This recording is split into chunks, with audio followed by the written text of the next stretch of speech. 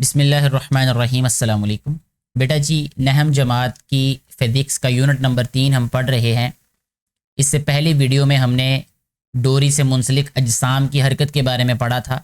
जब दो अजसाम अमूदन हरकत करते हैं तब जो है वो एक्सेलरेशन कैसे मालूम करते हैं, टेंशन कैसे मालूम करते हैं और जी की कीमत कैसे मालूम करते हैं, ये इससे पहले वीडियो में हमने सीखा था। आज की वीडियो में हम ये देखेंगे कि जब एक जिस्म अमूदन और दूसरा उफ़क़ी सिमत में हरकत करे तो फिर हम कैसे एक्सेलरेशन, फिर कैसे टेंशन और फिर कैसे जी की कीमत मालूम करते हैं। यहाँ हमें बताया जा रहा है कि फ़र्ज़ करें कि दो अजसाम ए और बी का मास बिलतरतीब m1 और m2 है, जैसा कि हमें यहाँ शक्ल में भी दिख रहा है ये, और वो एक बेलचक डोरी के सिरों से मुंसलिक है। इससे पहले केस में भी यही बात थी कि वो बेलचक डोरी है, उनसे मुंसलिक हैं ये। फ़र्ज़ करें कि जिस्म ए नीचे की जानिब एक्सेलरेशन ए से हरकत कर रहा है, क्योंकि डोरी में टेंशन की तब्दीली से इसकी लंबाई में फ़र्क नहीं आता। डोरी में क्योंकि जो डोरी है वो बेलचक है, इसलिए जब उसमें टेंशन होगी, उसमें खिंचाव आएगा तो उसकी जो लंबाई है उसमें फ़र्क नहीं आएगा। इसलिए जिस्म बी भी उफ़क़ी सतह पर एक्सेलरेशन ए से ही हरकत करेगा। क्योंकि पुली बेफ्रिक्शन है इसलिए डोरी में टेंशन यूनिफॉर्म होगा। टेंशन यूनिफॉर्म होने का मतलब कि सारी की सारी डोरी में जो टेंशन होगी वो एक जैसी ही होगी। ठीक है, इससे आगे हमें बताया गया है कि चूंकि जिस्म ए नीचे की जानिब हरकत करता है इसलिए यहाँ पर इसका वजन m1g डोरी में टेंशन T से ज़्यादा होगा।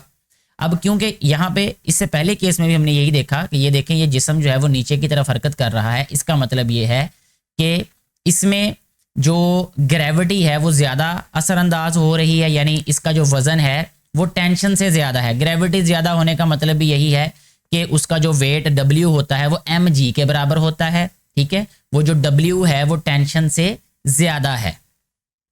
बस जिस्म A पर अमल करने वाली net force m1g minus T होगी। न्यूटन के दूसरे कानून के मुताबिक हमें पता है कि F बराबर होता है ma के। तो अगर हम फोर्स की बात करें तो यहाँ पे m1g माइनस यानी नफ़ी T ये बराबर हो जाएगा फिर m1a के। इसको एक इक्वेशन का नाम दे दिया। कहता है जिस्म B पर अमल करने वाली फोर्सेस दर्ज झैल हैं। अब जो B है, यानी यहाँ पर ये जो टेबल के ऊपर पड़ा हुआ है, मेज़ के ऊपर पड़ा हुआ है जिस्म, ये जो B है, इस पर कहता लगने वाले जो फोर्सेस हैं वो कौन कौन सी हैं। नंबर 1, नीचे की जानिब अमल करने वाला जिस्म B का वज़न जो कि m2g के बराबर होगा, क्योंकि W बराबर होता है mg के। क्योंकि ये इसको m2 मास कहा गया है इसलिए इसको हम m2g कहेंगे फिर वज़न को, यानी जो इसका वज़न होगा। जिस्म B पर ऊपर की जानिब अमल करने वाला उफ़क़ी सतह का रिएक्शन जिसे R कहा गया है, जिसे हमने पढ़ा कि हर एक्शन का एक रिएक्शन होता है जो कि कीमत में बराबर लेकिन उसके मुखालिफ सिमत में होता है। यानी जितना वज़न वो जो ब्लॉक टेबल के ऊपर लगा रहा है, मेज़ के ऊपर लगा रहा है, उतना ही जो टेबल है उस पर रिएक्शन फोर्स लगा रहा होगा। जिस्म B को हमवार सतह पर उफ़क़ी समत में खींचने वाला डोरी में टेंशन T। ठीक है जी, क्योंकि जिस्म B में कोई अमूदी हरकत नहीं है इसलिए अमूदी फोर्सेस m2g और R का रिजल्टेंट 0 हो जाएगा, क्योंकि वो हरकत ही नहीं कर रहा। जितना एक्शन है उतना रिएक्शन है। जितना वजन है उस ब्लॉक का, देखें ये ब्लॉक उस वक्त तक हरकत नहीं करेगा जब तक दोनों में से एक फोर्स ज्यादा नहीं होगी, या तो एक्शन फोर्स या रिएक्शन फोर्स। ठीक है, क्योंकि दोनों फोर्सेस जो हैं वो बराबर हैं, बराबर होने की वजह से ये कैंसिल हो जाएंगी और वजन जो है वो वहीं का वहीं रहेगा। ठीक हो गया। अच्छा, इसी तरह यहाँ हमें बताया गया कि जो फोर्सेस हैं, फोर्सेस m2g हैं और रिजल्टेंट R, ये दोनों फोर्सेस हैं और इनका रिजल्टेंट 0 होगा, यानी जितनी m2g है उतना ही R है, इसलिए ये 0 हो जाएगा।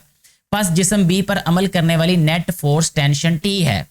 ठीक है, तो B पर जो नेट फोर्स है वो T लग रही है, तो यहाँ पे न्यूटन के दूसरे कानून के मुताबिक T बराबर हो जाएगा m2a के। कहते हैं कि इन मसावातों को जमा करेंगे तो A की कीमत हमारे पास ये आ जाएगी m1 बटा m1 जमा m2g। ये मैंने पहले पिछली वीडियो में आपको बताया है कि कैसे हम इनको मालूम करते हैं, तो उसी तरीके से उसी हिसाब से आपने इसको मालूम कर लेना है। और अगर A की कीमत मसावात 3.11 में जमा करेंगे तो हमारे पास T की कीमत आ जाएगी जो कि यहाँ पे बता दी गई है। अब इसी फार्मूले को, इन्हीं चीज़ों को, यानी एक्सेलरेशन और टेंशन, एक्सेलरेशन मालूम करना हो या टेंशन मालूम करनी हो तो उसके लिए हम ये फार्मूले इस्तेमाल करेंगे, और अगर जी भी मालूम करना हो तब भी हम कर सकते हैं। अब यहाँ एक मिसाल है जिसको हम देखते हैं, अभी समझने की कोशिश करते हैं कि दो अजसाम जिनके मासिस बिलतरतीब 4 किलोग्राम और 6 किलोग्राम हैं, एक बेलचक डोरी के सिरों से मुंसलिक हैं जो एक बे फ्रिक्शन पुली के ऊपर से गुजर रही है। एक जिस्म जिसका मास 6 किलोग्राम है एक उफ़की बे फ्रिक्शन सतह पर हरकत कर रहा है, जबकि दूसरा जिस्म जिसका मास 4 किलोग्राम है अमूदन नीचे की तरफ हरकत कर रहा है। इस सिस्टम का एक्सेलरेशन और टेंशन मालूम करना है। अब देखें दोनों केसेस हमने पढ़ लिए, दोनों सूरतें पढ़ ली। हमें पता है कि अगर दोनों अजसाम अमूदन हरकत करेंगे तब हमने कौन से फार्मूले इस्तेमाल करने हैं, और अगर एक जिस्म अमूदन है और दूसरा उफ़की सिमत में है तो फिर हमने कौन से फार्मूले इस्तेमाल करने हैं।